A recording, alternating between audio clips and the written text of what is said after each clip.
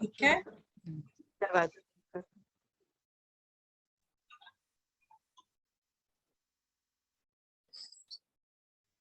जय गुरुजी।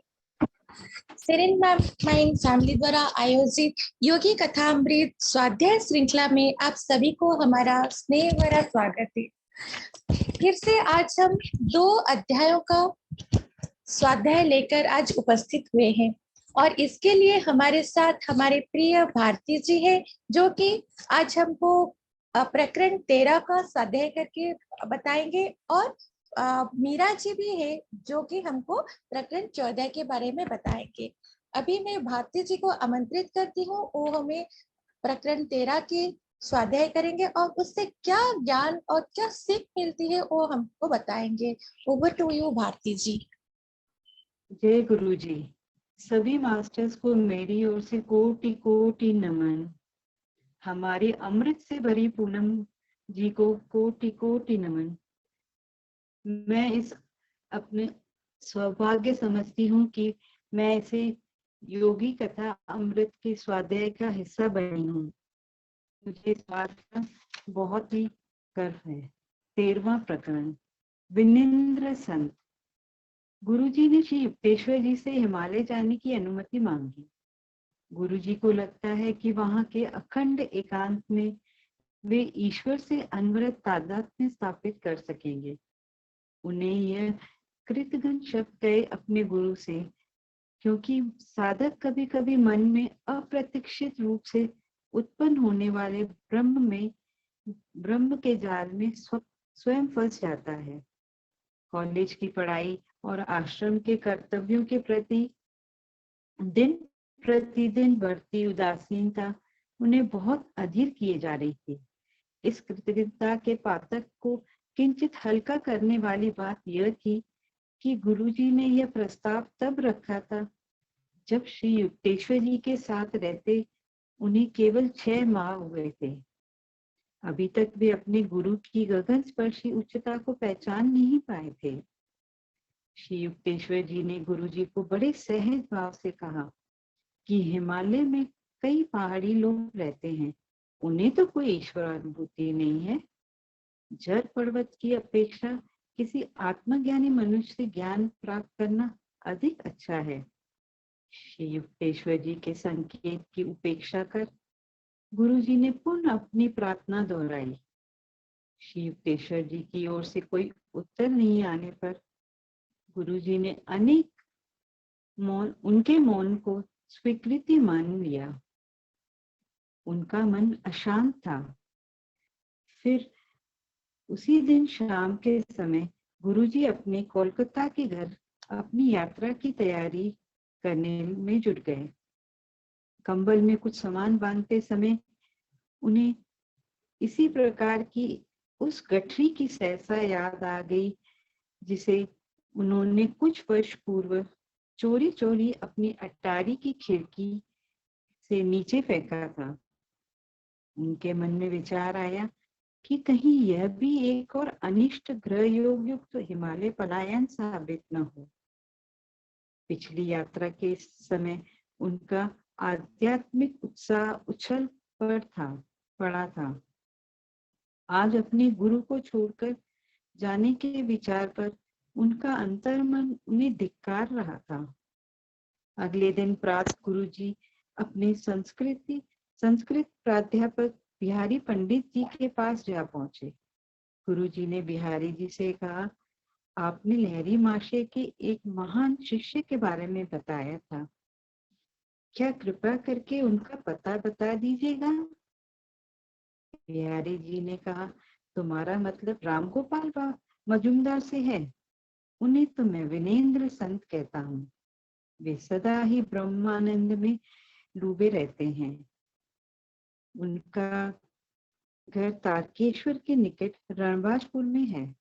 गुरुजी ने उनका धन्यवाद किया और तुरंत तारकेश्वर जाने के लिए ट्रेन पर सवार हो गए। वे विनेंद्र संत से हिमालय में एकांत ध्यान में रत होने की अनुमति लेकर अपने मन में उठ रही आशंका को शांत करना चाहते थे। राम गोपाल बाबू को बंगाल की निर्जन गुफाओं में अनेक वर्षों तक क्रिया योग का अभ्यास करने के पश्चात आत्म साक्षात्कार हो गया था। गुरुजी तारकेश्वर के एक सुविख्यात मंदिर की ओर चल पड़े, जिसके प्रति हिंदुओं की नितांत श्रद्धा भाव थी। इस मंदिर में असंख्य रोग निवारण चमत्कार घटित हुए, जिसमें गुरुजी के शारदा चाचा, जो कि गंभीर रोग से पीड़ित हो गए थे, जिसके लिए उनकी चाची ने 7 दिन का पूर्ण उपवास किया और 7वें दिन उनकी अंजलि में एक बूटी प्रकट हुई, जिसका काढ़ा बनाकर पिलाने से चाचा का रोग गायब हो गया। गुरुजी ने तारकेश्वर के पवित्र मंदिर में प्रवेश किया। उस मंदिर में एक गोल पत्थर के अतिरिक्त और कुछ नहीं था। गुरुजी की अपनी मनोस्थिति उस समय इतनी वैराग्यपूर्ण थी कि उस पत्थर के आगे नतमस्तक होने की उनकी इच्छा नहीं हुई। तब उन्हें लगा कि ईश्वर को केवल अपनी आत्मा में ही ढूंढा जाना चाहिए। गुरुजी प्रणाम किए बिना ही मंदिर से बाहर आ गए और निकट स्थित रणबाजपुर की ओर चल पड़े। जब गुरुजी ने रास्ते में मिले एक व्यक्ति से रणबाजपुर का रास्ता पूछा, वह दीर्घ चिंतन में डूब गया और फिर गुरुजी से कहा, आगे एक चौराहा आएगा, वहां दाहिने मुड़ जाओ और चलते जाओ। उसके दिशा निर्देश का पालन करते हुए गुरुजी एक नहर के किनारे से चलते गए। चलते चलते अंधेरा हो गया। चांद का प्रकाश इतना मंद था कि उसमें रास्ता दिखाई देना कठिन हो गया था। 2 घंटे तक गुरुजी ठोकरें खाते रहे। आखिरकार उन्हें एक किसान दिखाई दिया। गुरुजी ने उस किसान से पुकार कर राम गोपाल बाबू के विषय में पूछा। उस किसान ने कठोर स्वर में गुरुजी से कहा, इस नाम का कोई व्यक्ति हमारे गांव में नहीं रहता। तुम शायद झूठ बोल रहे हो और कोई जासूस हो। किसान ने दोबारा शंका व्यक्त की। गुरुजी ने उस किसान की शंका को दूर करने के लिए उसे अपनी राम कहानी सुनाई। गुरुजी की हृदय स्पर्शी बातें सुनकर किसान का मन करुणा से भर आया और वे गुरुजी को घर ले आए। फिर उनकी आव भगत की। किसान ने गुरुजी से कहा, रणबाजपुर तो यहाँ से काफी दूर है। तुम्हें चौराहे पर बाएं मुड़ना था, दाहिने नहीं। खिन्न मन से गुरुजी सोचने लगे, वो आदमी जिसने उन्हें गलत मार्ग दिखाया, वो पथिकों के लिए एक अभिशाप है। किसान ने गुरुजी को स्वादिष्ट भोजन परोसा, जिसे खाने के पश्चात वे आंगन से सटी एक छोटी सी झोपड़ी में सोने चले गए। वहां दूर कहीं गांव में कीर्तन के ऊंचे स्वर से गुरुजी को नींद नहीं आ रही थी। उनके मन में एक ही प्रार्थना चल रही थी कि जल्द से जल्द गोपाल बाबू के पास जा पहुंचे। जैसे ही झोपड़ी के छिद्रों से उषा की पहली किरण अंदर आई, गुरुजी तुरंत उठकर रणबाजपुर के लिए निकल पड़े। गुरुजी धान के उबड़ खाबड़ खेतों से चलते जा रहे थे। खेत के राह में कोई किसान दिखता तो गुरुजी उसे रणबाजपुर का रास्ता पूछते। जिसे पूछते वो कहता 1 कोस दूर है। चलते चलते दोपहर हो गई। गुरुजी को लगा, क्या ये 1 कोस की दूरी खत्म ही नहीं होगी। गर्मी इतनी थी कि चक्कर आके गिरने की अवस्था हो गई गुरुजी। इतने में गुरुजी ने को अपने पास एक व्यक्ति आते दिखा। अब गुरुजी को उस व्यक्ति से वही प्रश्न पूछने का साहस नहीं था, कहीं फिर से 1 कोस दूरी का जवाब न मिले। वह आदमी गुरुजी के पास आकर रुक गया और उन्होंने गुरुजी से कहा, मैं रणबाजपुर से जाने वाला था, परंतु तुम्हारा उद्देश्य अच्छा था, इसलिए उन्होंने गुरुजी की प्रतीक्षा की। गुरुजी विस्मयचकित हो गए। फिर उस व्यक्ति ने गुरुजी के आगे उंगली नचाते हुए कहा, बिना सूचित किए हुए मुझ पर झपट पड़ने की चतुराई दिखाना चाहते थे ना। आगे फिर उन्होंने गुरुजी से कहा, बिहारी जी को कोई अधिकार नहीं है कि वे गुरुजी को उनका पता दें। गुरुजी ने अपने ऐसे स्वागत पर अवाक खड़े रह गए। अचानक उन सिद्ध पुरुष ने अगला प्रश्न किया, अच्छा बताओ, तुम्हारे विचार में भगवान कहाँ पे है? गुरुजी ने झट से उत्तर दिया, मेरे भीतर और सर्वत्र है। सर्वव्यापी? हाँ। दबी हंसी हंसे और फिर गुरुजी से कहा, युवक महोदय, फिर तुमने कल तारकेश्वर मंदिर में विद्यमान ब्रह्म के आगे सिर क्यों नहीं झुकाया? तुम्हारे इस अभिमान की वजह से तुम्हें उस पथिक द्वारा गलत दिशा दिखाने का दंड मिला है, इसलिए आज भी काफी मुसीबतें झेलनी पड़ी। गुरुजी की इस बात से विस्मय विभोर थे वे कि उनके सामने खड़े अति सामान्य दिखने वाले उस शरीर में सर्वव्यापी दृष्टि छुपी हुई थी। उनकी बात से गुरुजी सहमत हुए। वे एक योगी प्रतीक हो रहे थे। उनसे एक व्यथा निवारक शक्ति निसृत हो रही थी। योगेश्वर जी ने गुरुजी को ये ज्ञान देते हुए कहा, वक्त में यह सोचने की प्रवृत्ति होती है कि उसने जो मार्ग अपनाया है वही ईश्वर प्राप्ति का एकमेव मार्ग है। योग, जिसे अपने भीतर ही ईश्वर मिल जाता है, निसंशय सर्वोच्च मार्ग है। जैसे कि लहरी माशे जी ने उन योगी को बताया कि भीतर ईश्वर की प्राप्ति हो जाने पर हमें शीघ्र ही बाहर भी उसकी अनुभूति होती है। योगीवर ने करुणामय नेत्रों से गुरुजी को देखते हुए उनका कंधा थपथपाते हुए कहा, छोटे योगी, मैं देख रहा हूं कि तुम अपने गुरु से दूर भाग रहे हो। फिर योगी ने कहा, उनके गुरु के पास वो सब कुछ है जिसकी गुरुजी को खोज है। पर्वत तुम्हारे गुरु नहीं बन सकते, यही विचार श्री युक्तेश्वर जी ने गुरु जी से कहे थे। योगीवर ने यह विचार प्रकट किया कि जैसे ही साधक आध्यात्मिक ज्ञान लाभ के लिए विश्व के अंतिम छोर तक भी जाने को तैयार हो जाता है, उसका गुरु उसके पास प्रकट हो जाता है। मन ही मन गुरुजी इस बात से सहमत हो गए कि काशी के उस आश्रम में की हुई उनकी प्रार्थना का स्मरण हो आया, जिसके बाद भीड़ भाड़ से भरी एक गली में उनकी भेंट श्री युक्तेश्वर जी से हुई थी। योगीवर ने गुरुजी से एक छोटे से कमरे की व्यवस्था करने के लिए कहा, जहां गुरुजी एकांत में ध्यान लगा सकें। फिर योगीवर ने कहा, वही तुम्हारी गुफा है। योगीवर के इन सरल शब्दों ने गुरुजी के मन में बैठी हिमालय के प्रति तीव्र आसक्ति एक पल में समाप्त कर दी। गुरुजी की ईश्वर के प्रति लालसा देख योगीवर उन्हें जंगल में बनी बस्ती में ले गए, जिसमें मिट्टी के घर बने हुए थे, जिसके प्रवेश द्वार पर ताजे फूल सजे थे और छत नारियल के पत्तों से बनी थी। योगीवर गुरुजी को अपनी कुटिया में ले गए और उन्हें नींबू का शरबत और मिश्री का टुकड़ा दिया। शरबत पीने के पश्चात गुरुजी उनके आंगन में जाकर पद्मासन में बैठकर ध्यानस्थ हो गए। ध्यान लगाते उन्हें 4 घंटे हो गए।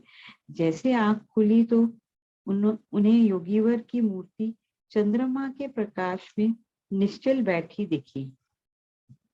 गुरुजी मन ही मन विचार कर रहे थे कि मनुष्य केवल अन्न से ही जीवित नहीं रहता।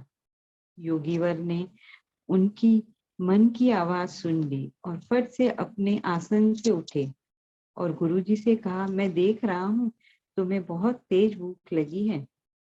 आंगन में भोजन तैयार करने के लिए उन्होंने मिट्टी का चूल्हा में आग लगाई और बिना गुरुजी की मदद से स्वादिष्ट भोजन तैयार किया। फिर गुरुजी को परोसा। अतिथि देवो भव, ये हिंदू संस्कृति में अनादिकाल से श्रद्धा पूर्वक पालन किए जाता था। गुरुजी को उस छोटी सी जंगल बस्ती के एकांत में योगीवर के पास बैठे बैठे मनुष्यों की भीड़ भाड़ से भरे स्थान कल्पनातीत रूप से बहुत दूर लग रहे थे।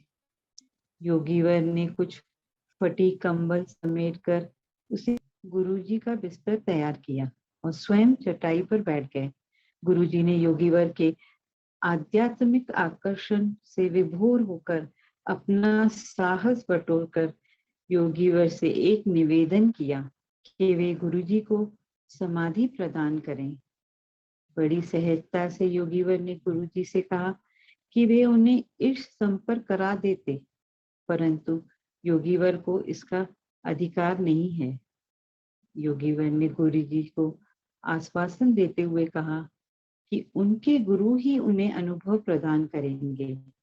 योगीवर ने उदाहरण देते हुए गुरुजी से कहा, जैसे छोटे से बल्ब में अत्यधिक वोल्टेज छोड़ दी जाए तो उसके परखच्चे उड़ जाएंगे, उसी प्रकार उनकी नाड़ियां इसके लिए तैयार नहीं है। अगर उस समय योगीवर गुरुजी को समाधि प्रदान करते तो गुरुजी को ऐसा व्यतीत होता कि उनकी कोशिकाओं में आग लग चुकी है। योगीवर ने कुछ सोचते हुए गुरुजी से कहा, ब्रह्म ज्ञान चाहते हो? सोच में डूबे हुए योगीवर ने गुरुजी से फिर कहा, जबकि वे जितने छोटे व्यक्ति हैं और जितनी अत्यल्प ध्यान धारणा उन्होंने की है, उससे अचरज में थे कि क्या वे भगवान को प्रश्न कर पाएंगे। भगवान की दृष्टि में अंतिम मूल्यांकन के समय उनका मूल्य क्या होगा। तब गुरुजी ने योगीवर से प्रश्न किया, क्या आप लंबे समय से अनन्य भाव से ईश्वर प्राप्ति का प्रयास नहीं करते आ रहे थे? योगीवर ने निर्जन गुफा में कई वर्षों तक यौगिक ध्यान किया, जिससे उन्होंने निद्रा को जीत लिया था। उन्हें समाधि की अधिचेतन अवस्था में पूर्ण शांति मिलती थी। योगीवर ने गुरुजी से कहा कि बाबा जी उन्हें यह विश्वास दिलाते हैं कि थोड़ी सी ध्यान धारणा भी मृत्यु भय और परलोक की अवस्था के भय से रक्षण करती है। योगीवर ने लहरी माशे के गुरु बाबा जी के साथ हुई उनकी प्रथम भेंट की अद्भुत कहानी सुनाई। गुरुजी को ये सुनते सुनते मध्य रात्रि हो गई। फिर योगीवर मौन हो गए। गुरुजी ने सोने के लिए जैसे आंखें बंद की तो उन्हें बिजलियां कौनती दिखाई देने लगी और उनके अंदर का विशाल अंतराल ऐसे पिघले हुए प्रकाश से भर गया, जैसे गुरुजी ने आंखें खोली तो वही प्रकाश दिखाई दे रहा था और वह कुटिया उस अनंत महाकाश का एक छोटा सा हिस्सा बन गई। तब योगीवर ने गुरुजी से कठोर स्वर में कहा, सोते क्यों नहीं? तब गुरुजी ने योगीवर से कहा, मेरे चारों ओर बिजलियां कौंध रही हैं, चाहे आंखें खुली हो या बंद, निंद्रा कैसे आएगी?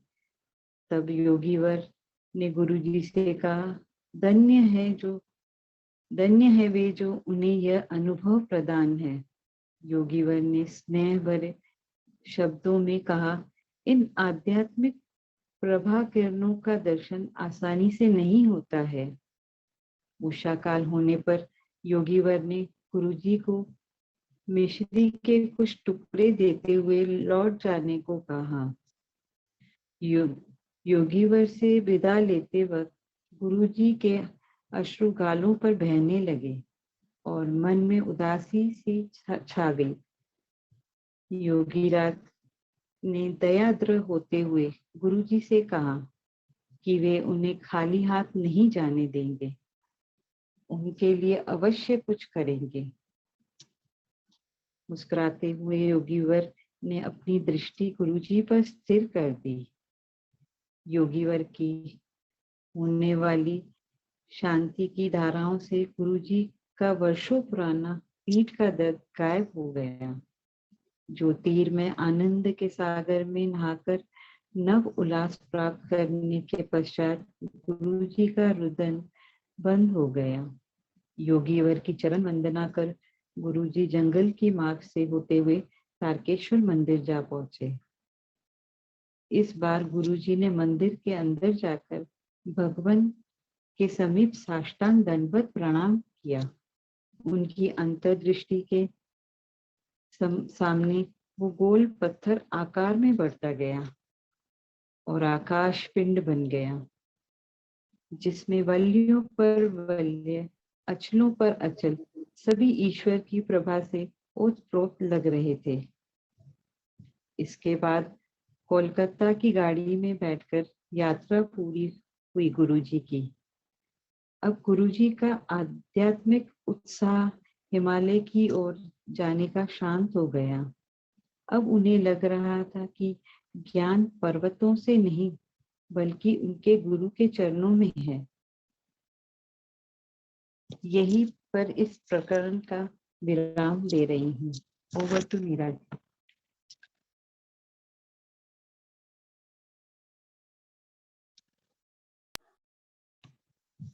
जय गुरु। जब भी गुरु जी की कोई पुस्तक पढ़ती या सुनती हूँ तो मुझे ऐसा लगता है कि हमारे गुरु ने ये ज्ञान कितने प्रयत्न से प्राप्त किया है और हमें तो ये एक थाली में परोस के दे दिया है, और अगर हम फिर भी इसे ग्रहण नहीं करते तो ये हमारी मूर्खता है। पिछले अध्यायों में हमने देखा कि ईश्वर को पाने की लालसा गुरु जी में बचपन से ही थी, और इस खोज ने उन्हें युक्तेश्वर जी के आश्रम तक तो पहुंचा दिया।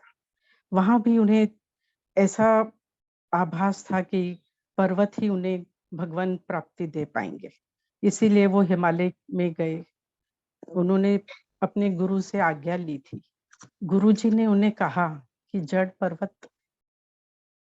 पर्वत भगवान का दर्शन नहीं करा पाएंगे, ज्ञानी पुरुष ही तुम्हें भगवान के दर्शन कराए।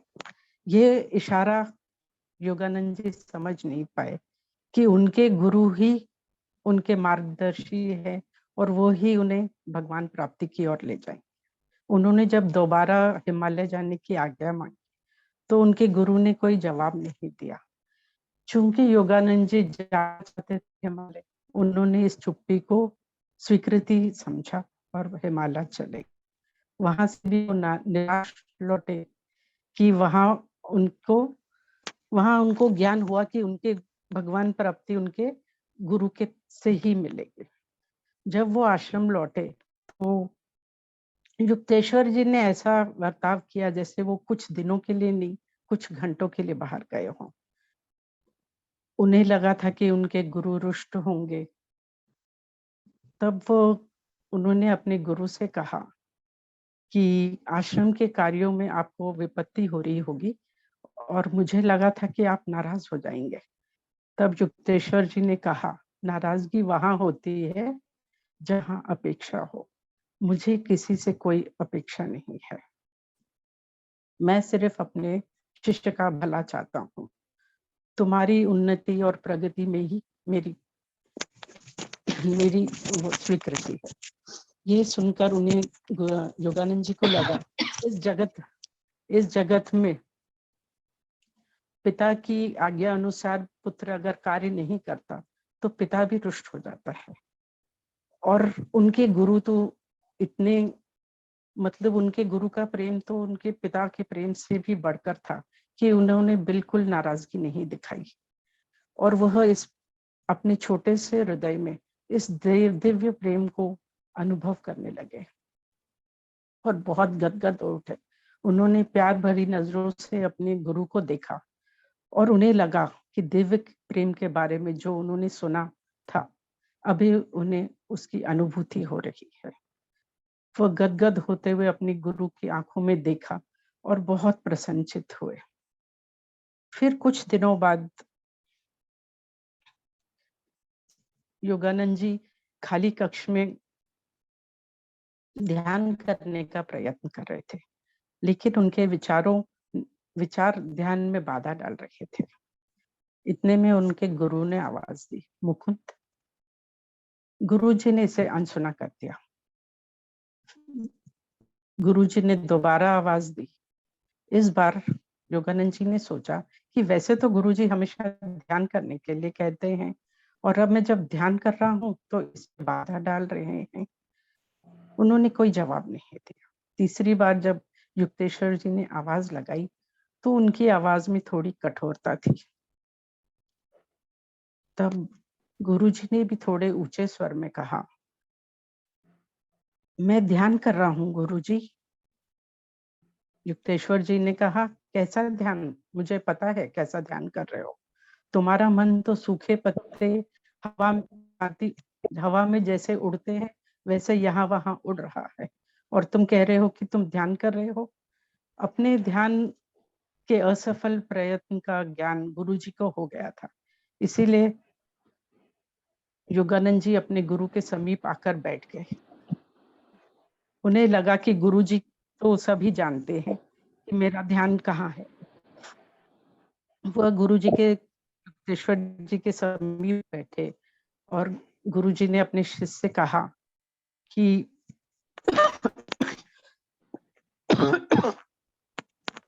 जड़ पर्वत जो तुम्हें नहीं दे सके और जिसकी तुम्हें बहुत चाह है, वह इच्छा तुम्हारी जरूर पूरी होगी। योगानंद जी उनकी तरफ देख रहे थे और समझने की कोशिश कर रहे थे कि मेरे गुरु क्या कहना चाहते हैं। इतने में युक्तेश्वर जी ने गुरु जी के हृदय पे हाथ रखा, हृदय के नीचे सीने पे हाथ रखा और थपथपाया। योगानंद जी को ऐसा लगा जैसे कि उनकी सांसें रुक गई हो, वो जमीन से चिपक गए हों।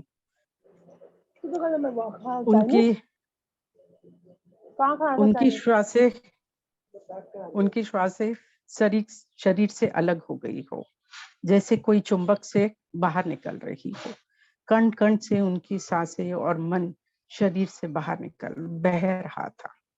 ऐसा अनुभव उन्हें हुआ जैसे शरीर प्राण से अलग हो गए हैं, लेकिन इसमें भी जीने का एहसास ऐसा था कि कभी इतना उल्लास नहीं था, क्योंकि उनका अस्तित्व अपने शरीर में सीमित रह नहीं रहा था और हर अणु परमाणु में फैल चुका था। उनका अस्तित्व हर जगह फैल चुका था। दूर चलने वाले लोग भी जैसे उन पर चल रहे हों। आंखों के सामने जो दृश्य देख रहे थे, लेकिन आंखों के सिर के पीछे के भी दृश्य उन्हें दिखाई दे रहे थे। पेड़ पौधे भी दिखाई दे रहे थे, लेकिन पेड़ पौधों की जड़ें भी दिखाई दे रही थी। यहाँ तक कि उनमें बहने वाला रस प्रवाह भी गुरुजी को साफ साफ प्रतीत हो रहा था। अपने सामने खड़े गुरुजी का शरीर, अपना शरीर, टेबल, कुर्सी, खंभों पे खड़ा हुआ आश्रम, सब चर अचर वस्तुएं जैसे एक प्रवाह में बह रही थी और सब एक प्रकाश में विलीन हो रही थी, जैसे पानी में चीनी घुल जाती है और फिर यही अपना अस्तित्व रूप लेती और फिर प्रकाशित हो जाती, फिर प्रकाश में चली जाती और फिर विस्तृत हो जाती। यह दृश्य देखकर गुरुजी को ऐसा आभास हुआ कि सब कुछ प्रकाश ही है। गुरुजी की आत्मा में अनंत तट पर सागर के समान आनंद प्रकट हो गया और तभी उन्हें ये अनुभव हुआ कि यही अक्षय आनंद ईश्वर का स्वरूप है और उनका शरीर प्रकाश के असंख्य तंत्र है और उनके अंदर से ये जो प्रकाश है वह तारों, द्वीपों, पृथ्वी, सूर्यमंडल, तारामंडल, निहारिका कुंज और सभी ब्रह्मांड में को अपने में समा रहा है। और फिर यह ज्ञात हुआ कि इस समस्त ब्रह्मांड का केंद्र उनका हृदय है और एक प्रकाशकारी ज्योति उनकी नाभि से समस्त ब्रह्मांड के प्रत्येक भाग में फैल रही है और हर तरफ फैली हुई है। गुरु जी का हर एक सेल जैसे परम आनंद अमृत में के पारे से प्रवाह कर रहा हो। ईश्वर की सजानमतक ध्वनि, ब्रह्मांड की प्रेरक यंत्र की ध्वनि ओम भी उन्हें सुनाई दे रही थी। वह इस सब दृश्य को देखकर अपने आप में सीमित नहीं रहे। अचानक गुरुजी की सांसें फेफड़ों में लौट आई और उन्हें ऐसा एहसास हुआ कि उनकी विराट असीमता लुप्त हो गई है और फिर वो एक बार अपने देह में के पिंजरे में कैद होकर रहे। इस देह के पिंजरे में ब्रह्म का आसानी से स्थान नहीं पाया जाता। घर से भागे हुए बालक की भांति उन्हें अपने आप को तेजोधाम से लौटकर देह के पिंजरे में कैद पाया। उन्हें अपने गुरु अपने सामने निश्चल खड़े दिखाई दिए। जिस चैतन्य की उनको चाह थी, उनके गुरु ने प्रत्यक्ष रूप में उन्हें दर्शन करा दिए थे। वो बहुत कृतज्ञ हुए और अपने गुरु को साष्टांग दंड करने के लिए झुके। तब युक्तेश्वर जी ने उन्हें रोक लिया और कहा कि तुम्हें इस परमानंद में नहीं रहना है, तुम्हें बहुत कार्य करने हैं। चलो झाड़ू लगाते हैं, फिर गंगा किनारे सैर को चलते। तब योगानंद जी को ज्ञान हुआ कि मेरे गुरु मुझे संतुलित जीवन का पाठ सिखा रहे हैं। ये चाहते हैं कि भौतिक कार्यों को करते हुए मैं अपने आत्मज्ञान की राह पे चलकर आत्म साक्षात को भी प्राप्त करूं और उसके ज्ञान को और आनंद में भी डूबे रहूं। वह बहुत प्रेम पूर्वक उन्होंने झाड़ू लगाया और फिर अपने गुरु के साथ टहलने चले गए। अब भी योगानंद जी को यह असीम आनंद का अनुभव हो रहा था और ऐसा प्रतीत हो रहा था कि जैसे दो एस्ट्रल बॉडीज प्रकाश के किनारे और प्रकाश की राह पे प्रकाश के साथ ही चल रहे हैं। तब उन्हें ये अनुभूति हुई कि यह ईश्वर का चैतन्य है जो सृष्टि के प्रत्येक रूप को शक्ति देता है और उसका पोषण करता है और उसे आधार भी देता है, लेकिन वह स्वयं इस स्वप्नशील प्रतिभासिक सृष्टि से परे है, इससे अलिप्त रहता है। युक्तेश्वर जी ने बताया कि जो भूलोक में रहकर इसका आत्म साक्षात्कार कर लेते हैं, वे इसी प्रकार का द्वितीय जीवन जीते हैं और विवेक और निष्ठा से जगत में अपने कार्य करते हुए आंतरिक आनंद में मग्न रहते हैं। ईश्वर ने अपनी आस्था और आनंद से सब मनुष्यों की सृष्टि की है और वह हमसे ये अपेक्षा करते हैं कि उसकी प्रतिभूति बने मानव इस सीमित व्यक्तित्व से ऊपर उठकर ईश्वर में पुनः एक हो जाए। इस विश्व स्वरूप दर्शन से योगानंद जी को कई शिक्षा मिली और वह इस धारणा से भी मुक्त हो गए कि उनका शरीर स्थूल भूमि में चलने फिरने वाला एक हाड़ मांस का पिंड मात्र है। उन्होंने जाना कि श्वास और चंचल मन उन तूफान की तरह है जो प्रकाश सागर से टकराकर पृथ्वी, आकाश, मानव, प्राणी, पक्षी, वृक्ष को उत्पन्न करता है और इस अनंत परमात्म को अखंड प्रकाश के रूप में देखने के लिए इस मन और सांसों के तूफान को हमें शांत करना पड़ता है। और जब जब गुरुजी ने इन तूफानों को शांत किया, तब तब उन्हें सृष्टि के अनेक तरंगे उस प्रकाश में विलीन होती दिखाई दी। और जैसे तूफान के थम जाने पे लहरें समुद्र में विलीन हो जाती हैं, वैसे ही सारी सृष्टि उस प्रकाश में विलीन हो जाती थी। गुरु अपने शिष्य को यह विश्व स्वरूप का अनुभव तब प्रदान करते हैं जब ध्यान द्वारा शिष्य का मन इतना दृढ़ हो जाए कि वह इस विराट दृश्य को देखकर घबराए नहीं। केवल भगवान को पाने की इच्छा और खुले दिमाग का होना काफी नहीं है। योग साधना और भक्ति द्वारा हम अपने आपको अपने मन को मजबूत बना सकते हैं और इस सर्वव्यापी आघात को सहन करने की शक्ति पा सकते हैं। सच्चा भक्त का ये दिव्य अनुभव जरूर मिलता है। ईश्वर को पाने की तीव्र लालसा भगवान को उसके पास ऐसे खींच लाती है जैसे लोहे चुंबक को खींच लेता है। भगवान तो भक्त के अधीन ही होते हैं। वह इस भक्ति और उनकी चाह कर भी रोक नहीं पाते। गुरुजी को युक्तेश्वर जी ने ये अनुभव जब चाहे प्राप्त करने का और उन लोगों को प्रदान करने का तरीका भी सिखाया, जिस अनुभव के बाद कई महीनों तक गुरुजी इस परमानंद में डूबे रहे और उन्हें ज्ञात हुआ कि उपनिषद में ईश्वर को रसों का रस क्यों कहा जाता है, क्योंकि उसका रस कभी अंत नहीं होता। एक दिन सुबह गुरुजी अपने गुरुजी के पास गए और एक नई समस्या लेकर पहुंचे। उन्होंने कहा, मुझे ईश्वर प्राप्ति कब होगी? युक्तेश्वर जी ने कहा कि तुम्हें क्या लगता है, तुम्हें ईश्वर की प्राप्ति नहीं हुई है? उन्होंने कहा, जी मुझे ऐसा ही लगता है। तब युक्तेश्वर जी ने कहा कि तुम्हें ईश्वर प्राप्ति हो चुकी है। तुम्हें क्या लगता है, ईश्वर कहीं साफ सुथरे कोने में श्रृंगार कर बैठे हुए हैं, या तुम्हें ऐसा लगता है कि कोई चमत्कारी शक्ति का होना इसका प्रमाण है कि वहां ईश्वर की प्राप्ति है? ऐसा नहीं है। सारे ब्रह्मांड की शक्ति चलाने की शक्ति जिसमें हो, वह भी भगवान से दूर हो सकता है। यह संभावना नहीं है कि सारे इतनी शक्तिवान पुरुष ही भगवान को पा सके। आध्यात्मिक उन्नति का मापदंड केवल यह है कि ध्यान में वह कितनी गहराई पे उतर सकता है और नित्य नवीन आनंद को कितना महसूस कर सकता है। जितना हम ध्यान करेंगे, हम उतने ही तरीके से हमें भगवान मोहित करता है।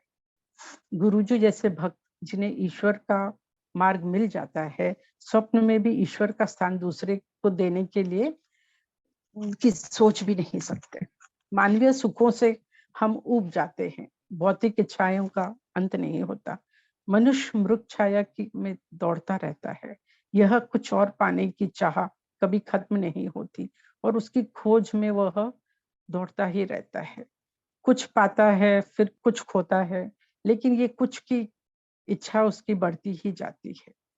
यह कुछ और कुछ नहीं है, ये शाश्वत आनंद भगवान है। यह कुछ और जो हमें शाश्वत आनंद देता है या इटर्नल ब्लिस हम जिसे कहते हैं, वो ईश्वर है। मानव की इच्छा उसे स्वर्ग से खींच लाती है और ये इच्छाएं मिथ्या आनंद देती हैं। आत्मिक आनंद का मुकाबला ये इच्छाएं नहीं कर पाती। खोया हुआ दिव्य आनंद ध्यान द्वारा हम पुनः प्राप्त कर सकते हैं। इस आनंद से हम कभी ऊब नहीं सकते। यह आनंद इतनी विविधता से भरा हुआ है कि हमारा कभी मन इससे नहीं भर सकता। गुरुजी ने कहा कि अब उनकी समझ में आ गया है कि प्रभु को अगाध क्यों कहा जाता है, क्योंकि सारा जीवन, अमर जीवन भी अगर हमें मिले तो वह भगवान को पाने के लिए काफी नहीं है। उसमें इतनी विविधता है और वो नए प्रभु हमें नए नए तरीकों से प्रभावित करता रहता है। जब क्रिया द्वारा मन और इंद्रियां विकारों से रहित हो जाती है, तब ध्यान ईश्वर में दोबारा प्रमाण प्रस्तुत कर देता है। हर पल नया आनंद ही उसका प्रमाण है और ये आनंद हमारे कण कण में विकसित होता है।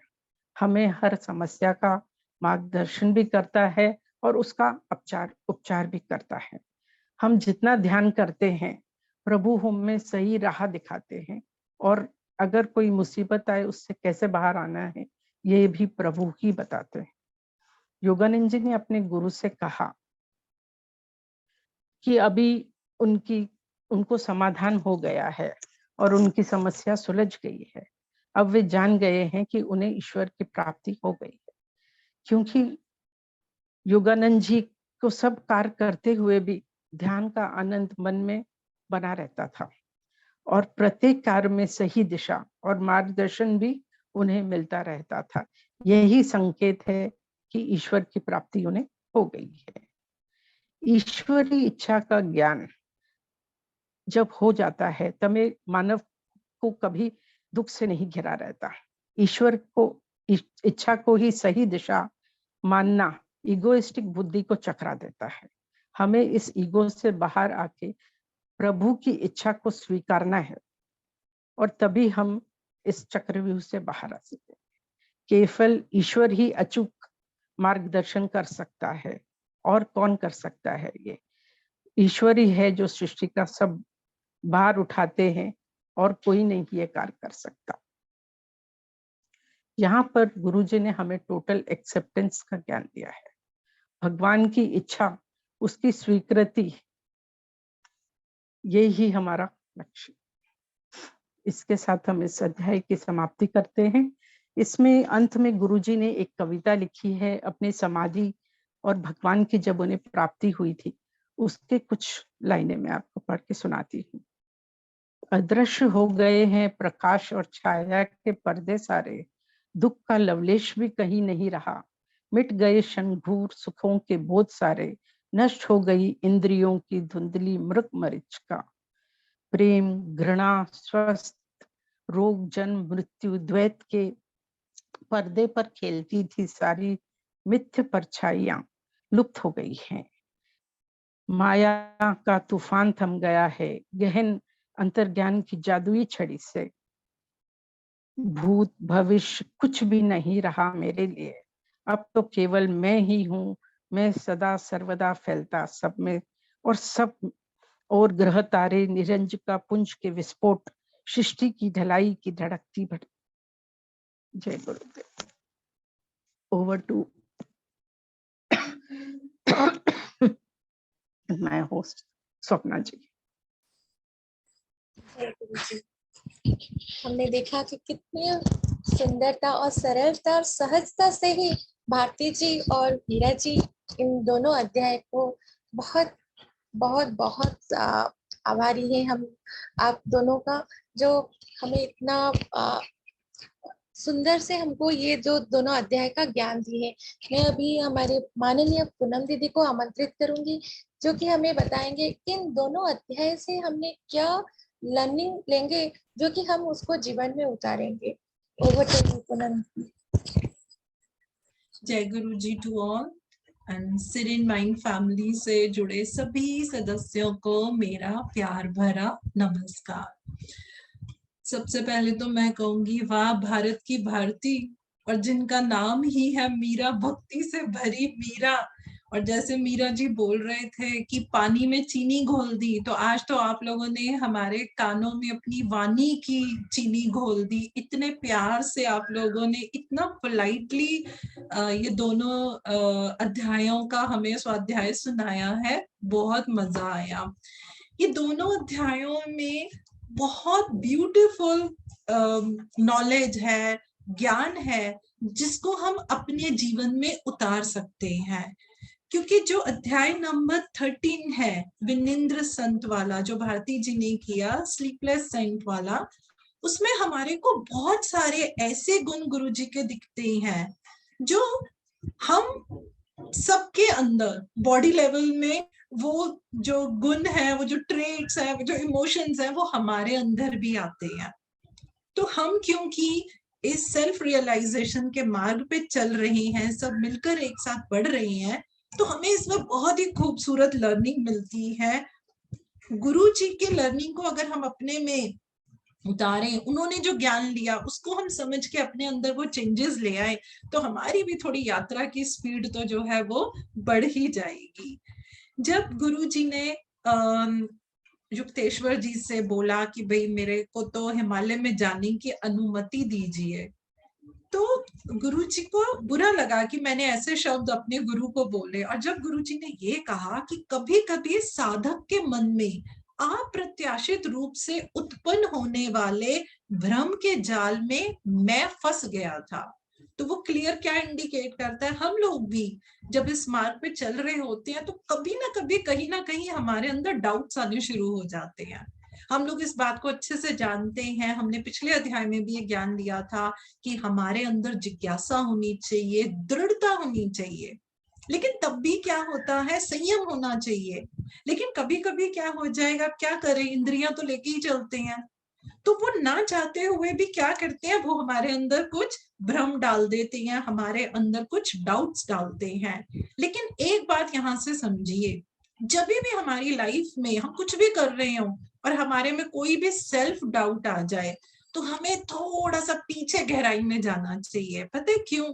क्योंकि हर डाउट का कोई ना कोई ट्रिगर पॉइंट होता है, और गुरुजी का वो ट्रिगर पॉइंट क्या था, वो आगे ही गुरुजी ने बता दिया कि दिन प्रतिदिन बढ़ती उदासीनता मुझे अधिकाधिक अधीर कर रही थी। क्यों कर रही थी? क्योंकि ना तो गुरुजी को कॉलेज की पढ़ाई का मजा आ रहा था और आश्रम के काम उनको काफी करने पड़ रहे थे, और गुरुजी के मन में क्या आ रही थी, बहुत जिज्ञासा कि मुझे आत्म साक्षात्कार जो है वो बहुत जल्दी मिल जाए, वो बहुत जल्दी सेल्फ रियलाइजेशन को अचीव करना चाहते थे। So that's the only reason कि जिसने गुरुजी के अंदर जो है वो डाउट डाल दिया था। और यहाँ हमें ये क्या सीखने की जरूरत है कि हमें भी धैर्य से काम करना चाहिए, क्योंकि आगे हम पूरी कहानी में समझ चुके हैं कि गुरुजी का वहां पे जाना, और वो सिर्फ ज्ञान लेके उनको बस वापस से दोबारा आना पड़ा। और जब गुरुजी रामगोपाल मजूमदार जी से मिलने के लिए जा रहे होते हैं, तो रास्ते में उनको एक तारेश्वर मंदिर मिलता है, तो वो उस मंदिर में प्रवेश करते हैं। लेकिन कहीं ना कहीं गुरुजी की मन स्थिति जो थी वो उस समय इतनी वैराग्यपूर्ण थी कि गुरुजी के मन में क्या विचार आ जाता है कि ईश्वर को केवल अपनी आत्मा में ही ढूंढा जाना चाहिए। और जब ये विचार उनके अंदर आता है, तो गुरुजी बिना प्रणाम किए ही वहां से चले जाते हैं। लेकिन जब गुरुजी रामगोपाल मजूमदार जी से मिल जाते हैं, तो वो जब उनको ये बात बोलते हैं कि युवक महोदय, तुमने कल मंदिर में जो विद्यमान ब्रह्मा के आगे सिर नहीं झुकाया, तुम्हारे अभिमान के कारण ही तुम उस पथिक द्वारा जो है वो गलत रास्ते पे चले गए। ये एक ऐसी लर्निंग है जो हम सबके मन के डाउट्स को बहुत क्लियर करेगी। किस तरीके से? देखिए, हम लोग ये हमेशा मानते हैं कि परमात्मा हमारे अंदर ही है, इसमें कोई दो राय नहीं है, परमात्मा हमारे अंदर ही है। हम लोग सेल्फ रियलाइजेशन में जब आगे बढ़ते हैं तो वो सब कुछ हमें हमारे अंदर ही मिलता है। लेकिन हमारे को कभी भी वननेस के कॉन्सेप्ट को नहीं भूलना चाहिए। तो यहाँ पे जो गुरुजी की मनोदशा थी, उसमें कहीं ना कहीं लैक ऑफ वननेस दिखा। इसीलिए मजूमदार जी ने उनको ये बात बोली, और उन्होंने ये बोला, सिर्फ इस मंदिर की बात नहीं है, आप कभी भी किसी भी पवित्र जगह पे जाते हैं जो कि एक आध्यात्मिक शक्ति का केंद्र बना होता है, तो हमें वहां पे पूरा अपना श्रद्धा भाव रखना चाहिए। वहां पे हमें ये नहीं सोचना चाहिए कि नहीं, यहाँ पे मेरे को अपनी श्रद्धा व्यक्त करने की कोई जरूरत नहीं है। तो ये एक बहुत अच्छा ज्ञान हमें मिलता है। और जब उनको भी मजूमदार जी ने ये बोला कि पर्वत तुम्हारे गुरु नहीं बन सकते हैं, और ये चीज बोलने के पीछे उनका आशय क्या था, वो ये बताना चाह रहे थे एक तो कि आपको आपके गुरुजी ने ये बात बोली और तब भी आप उसका उल्लंघन करके यहाँ पे आए, लेकिन उसके पीछे मकसद क्या था? यूनिवर्स ने गुरुजी को यहाँ पे आने के लिए क्यों भेजा? क्योंकि देखिए ना, ये जो छोटी छोटी कमियां थी वो गुरुजी को रियलाइज होगी कि हाँ, मेरे अंदर जो है ये छोटी छोटी कमियां हैं। और उन्होंने क्या बोला, जिसे अपने अंदर पाने का कष्ट न किया जाए, उसे शरीर को यहाँ वहां ले जाने से प्राप्त नहीं किया जा सकता। यानी कि आप तो इतने अच्छे स्थान पे अपने गुरु के साथ, वो आपको आपके अंदर ही जो है डूबना सिखा रहे थे, लेकिन आपसे वो चीज नहीं हो रही थी, तो कहीं ना कहीं पे आप रेस्टलेस हो रहे थे। तो वो बोले कि इधर उधर जाने से वो चीज नहीं मिलती है, हमें अपनी इंटेंसिटी बरकरार रखनी चाहिए। और उसके साथ वही बात आती है हमारे सीरेन माइंड की, जो हमने गुरुजी के ही नियमों पे बनाया हुआ है। हमारे अंदर पैशन होना चाहिए, पेशेंस होने चाहिए, और हमारे अंदर उससे भी ज्यादा प्रैक्टिस होनी चाहिए। तो जब उन्होंने ये बोला कि नहीं हिमालय में तो इतनी गुफाएं होती हैं, तो देखिए उन्होंने क्या बोला। उन्होंने पूछा, क्या तुम एक ऐसे छोटे से कमरे को अपने लिए व्यवस्था कर सकते हो जिसका दरवाजा बंद कर तुम अंदर एकांत में रह सको? तो गुरुजी ने बोला कि हाँ मैं ऐसा कर सकता है। तो आगे से मजूमदार जी ने क्या बोला, वही तुम्हारी गुफा है। तो देखिए है तो सब हमारे अंदर ही है। अगर मैं बोलूं तो आई थिंक कल या मंडे के आई थिंक मेडिटेशन के अंदर ग्रुप के अंदर काफी लोगों को एक्सपीरियंस में गुफा दिखी थी। तो वो इसलिए उस समय मैंने नहीं बताया कि यह अध्याय आने वाला है तो सब सुनेंगे। ये ही असली गुफा है, वो हमारे खुद के अंदर ही है। हमें कहीं भी और कोई साधना करने की जरूरत नहीं है, हमें अपने ही अंदर उतनी गहराई में जाने की जरूरत है। अब जब गुरुजी पूछते हैं, अब गुरुजी को तो थोड़ा उतावलापन था, उन्होंने पूछा कि आप मुझे समाधि क्यों नहीं प्रदान कर देते? तो सबसे पहले हम ये समझने की कोशिश करते हैं कि समाधि का अर्थ क्या है, क्योंकि अगला अध्याय तो समाधि के ऊपर ही है। देखिए हम सबको मालूम है कि पतंजलि के हमारे 8 नियम होते हैं।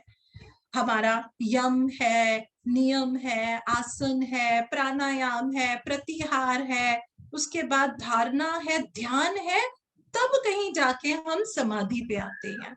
ये समाधि का अर्थ क्या है?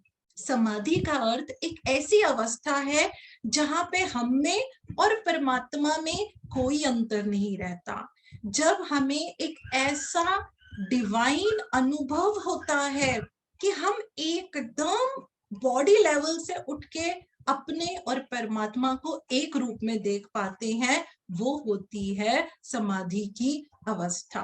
अगर मैं और थोड़ा इसको सिंप्लीफाइड करूं तो इसका मतलब ये होता है, जब जो हम मेडिटेशन कर रहा है, यानी कि जो भी मेडिटेटर है, जो प्रोसेस है मेडिटेशन का, और जो हमारा ऑब्जेक्ट है मेडिटेशन को पाने का, जब उसमें कोई भेद नहीं रहता, वो समाधि की अवस्था होती है।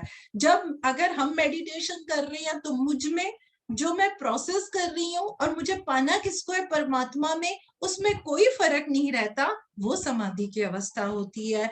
तो गुरुजी ने बोला कि आप मुझे समाधि की अवस्था नहीं दे सकते। तो उन्होंने क्या बोला था कि अभी आप छोटे से एक विद्युत बल्ब की तरह हो, तो आप पे अगर जरूरत से ज्यादा वोल्टेज डाल दी तो उसका असर क्या होगा, वो बल्ब ही फट जाएगा। तो कहने का मतलब क्या था कि अभी उस अवस्था में जाने के लिए आपको अपने अंदर जो भी हमारे अंदर बॉडी लेवल के कुछ इमोशंस हैं, कुछ कमियां हैं, उनको आपको दूर करने की जरूरत है। तो वो चीज उन्होंने उनको बहुत अच्छे से समझाई, और उन्होंने उनको ये भी बताया कि आप सिर्फ ये पर्वतों को मत बनाइए, आप निर्गुण परमात्मा से अपने आप को जोड़ने की, उन वहां पे अपने को जोड़ेंगे तभी आपको सेल्फ रियलाइजेशन मिलेगा। अब जो हमारा अगला अध्याय जो मीरा जी ने किया, समाधि लाभ, कॉस्मिक कॉन्शियसनेस, जो समाधि शब्द अभी हमने समझ लिया कि क्या है। तो जब गुरुजी वापस आए तो युक्तेश्वर जी ने उनके साथ बहुत सहज भाव से बिहेव किया। उन्होंने पूछा, आपको गुस्सा नहीं आ रहा, मैं ऐसे करके चला गया था? तो गुरुजी बोले, नहीं मुझे कोई गुस्सा नहीं आ रहा। ये लाइन मेरे जीवन में एक बड़ी महत्वपूर्ण रही है, तो इसको तो मैं जरूर शेयर करूंगी। गुरुजी ने बोला, क्रोध केवल इच्छा के अवरोध से उत्पन्न होता है।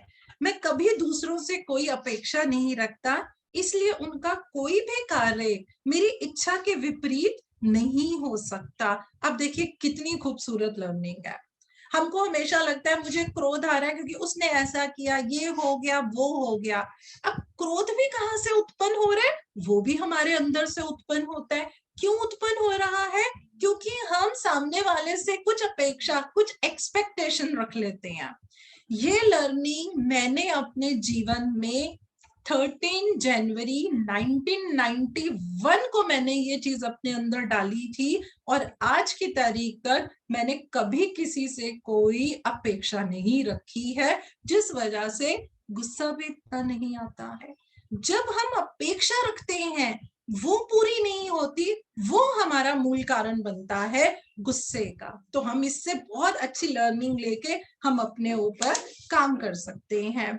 और जब गुरु जी को वो जो एक्सपीरियंस मिला, जो मीरा जी ने बताया, जैसे उन्होंने बताया मेरे आसपास का पूरा क्षेत्र जैसे वो अनावृत हो गया था और उनको सारी चीजें उस अवस्था में आश्रम के दरवाजे के बाहर का भी सब दिख रहा था और वो सब चीज को जो है ऐसे महसूस कर पा रहे थे जैसे उनमें और बाहर में कोई फर्क नहीं है। जो मीरा जी ने बोला कि जैसे पानी में चीनी घुल जाती है, वो उनको उस तरीके का उनको सारे ब्रह्मांड अपने में मिले।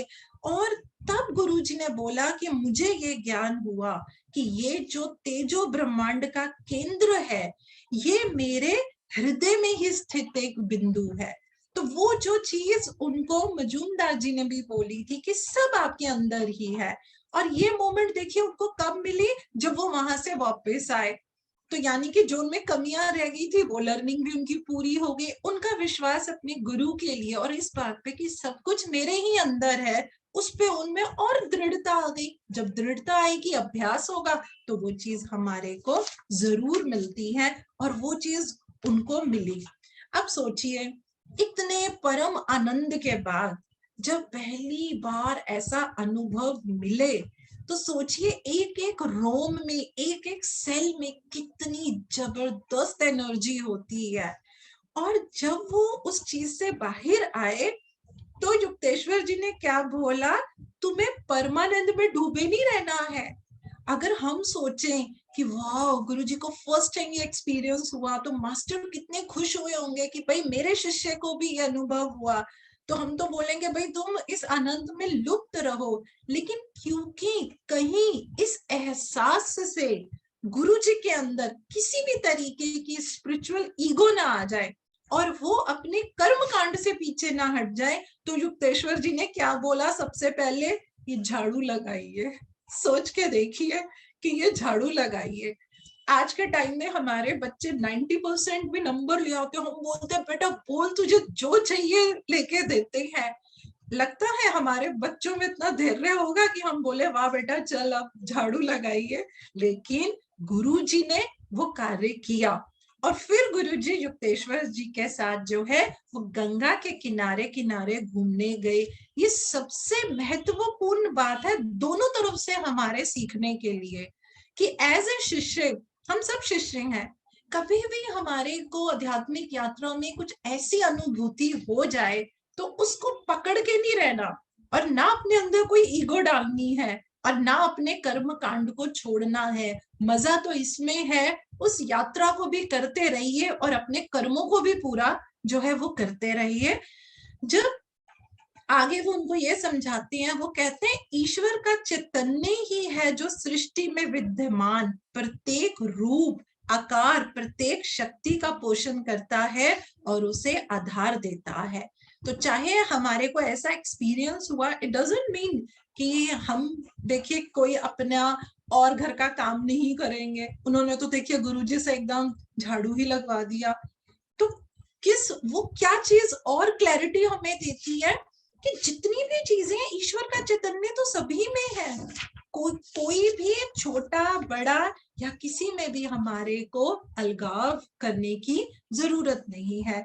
और जब आगे उन्होंने ये बोला कि गुरु तभी विश्व चैतन्य का ये अनुभव अपने शिष्य को प्रदान करता है जब उसने ध्यान धारणा द्वारा, अब ध्यान धारणा अभी मैंने बताया पतंजलि के 8 सूत्र में आता है, अपने मन को इतना सुदृढ़ बना लिया हो कि वह इन विराट दृश्यों को देखकर घबरा ना जाए।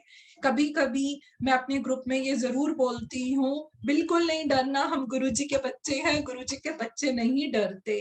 कई बारी मेडिटेशन के अंदर कुछ जब इस तरीके का एक्सपीरियंस आता है तो कभी कभी लोग बोलते हैं अरे मैंने ये देखा वो देखा, तो डरना नहीं है। आप इस चीज को यकीनन अपने अंदर बिठा के चलिए। जब आप निर्भय होंगे, निर्भय का मतलब मैंने बार बार बोला है, केयरलेस होना निर्भयता नहीं है। जब आप निर्भय होंगे तब हमारे जो कदम है वो और इस सफर की तरफ बढ़ते रहेंगे और हम बहुत खूबसूरती से जो है इस आनंद को ले सकते हैं। और जो ये था कि जब गुरुजी ने इस अनुभव को बताया और उन्होंने बोला कि जो ईश्वर को रस स्वरूप बोला जाता है वो क्यों बोला जाता है, क्योंकि ये एक ऐसा आनंद है, ये एक ऐसी मोमेंट होती है जब आप इसको पालेंगे तो आप उसके आगे किसी भी चीज को इम्पोर्टेंस दे ही नहीं सकते।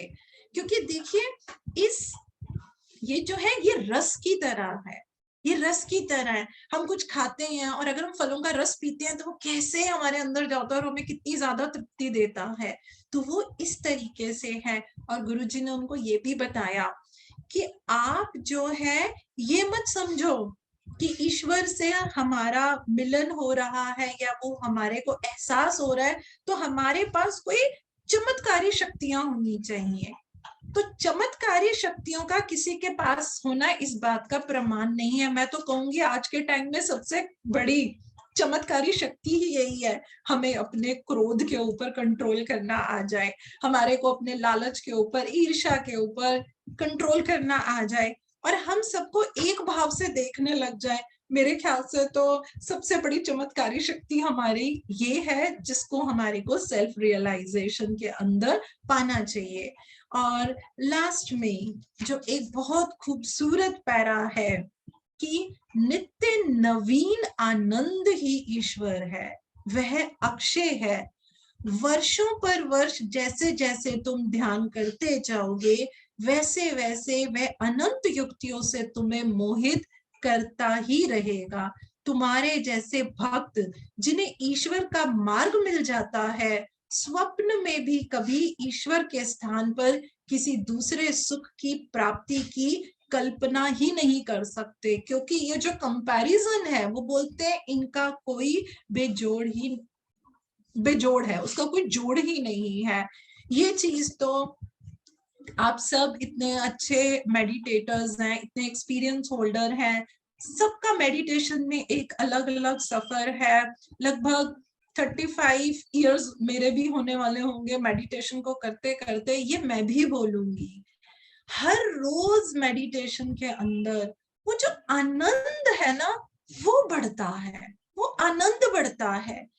उस आनंद को बताना, उसको एक्सप्लेन करना, देखिए हम तो अभी लर्नर हैं, हम तो अभी सीख रहे हैं, हम नहीं बता सकते, लेकिन हाँ हम उसको एहसास जरूर कर सकते हैं। तो ये जो हमारा एवर न्यू जॉय होता है वो परमात्मा है, वो ईश्वर है। तो जब आपको ऐसा लगे कि मेरे अंदर वो जो कहते हैं ना आनंद की स्थिति, वो सत्यचित आनंद, हाँ अब मुझे लग रहा है कि वो मेरे अंदर आ गया, कुछ पल के लिए आया और उसके बाद वो गायब हो गया, तो फिर अभी रह गए ना पीछे। यही तो हम लोग अभी तक लगे हुए हैं कि कैसे उस सत्यचित आनंद को 24/7 अपने अंदर रख सकें। तो इसी के साथ इस खूबसूरत दोनों अध्याय हमारे समाप्त होते हैं। आप सबका बहुत बहुत धन्यवाद। जय गुरु जी and over to Swapna ji. जय गुरु जी, जय गुरु जी। बहुत बहुत धन्यवाद दीदी। बहुत आज का लर्निंग जो है लगता है जैसे आप बोलती जाए हम सुनते ही जाए बस। और मैं लास्ट को जो बताया आपने कि जो सच्चित आनंद को पाना है, हमारा जो PQ है, पैशन, पेशेंस और प्रैक्टिस, अगर हम ये तीनों को ध्यान में रखकर करेंगे तो ये जरूर होगा। तो इसी के साथ आज का अध्याय को यहीं पर रखते हैं। फिर मिलेंगे 2 अगस्त को मंगलवार को फिर 2 अध्याय को लेकर। जय गुरु जी। जय जय गुरु गुरु जी। जय जय गुरु। थैंक यू पूनम जी, बहुत you. सुंदर जय गुरु जी। Explanation. Thank you thank so